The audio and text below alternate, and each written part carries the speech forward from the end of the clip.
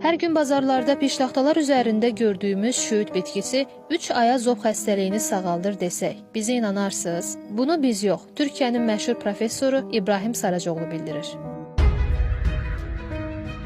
Bu kimi videoların davamı üçün kanalımıza abunə olun. Dünyada təxminən 200 milyon insanda qalxana bənzər vəz xəstəliyi var. Hazırda bu xəstəliklərin bir çoxunun müalicəsi mümkündür. Müalicə edilməmiş qalxana bənzər vəz xəstəlikləri ciddi və qalıcı problemlərə səbəb ola bilir. Xalq təbabətində bu xəstəliyin müalicəsində bir çox üsullardan istifadə edilir. Bugün sizə Türkiyəli professor İbrahim Saracoğlunun 3 aya zobu məhv edən şüyüt reseptini təqdim edəcəyik. Diqqətiniz bizdə olsun. Həkim deyir ki, səhər, günorta və axşam ac qarnına yeməkdən 15 dəqiqə əvvəl yuyulub doğranmış bir yemək qaşığı təzə şüyüdü ağzınıza alıb çeyniyin. Bir neçə dəfə çeynədikdən sonra onu 2-3 qurtum su ilə udun. Bu müalicəni heç ara vermədən 3 ay davam edin.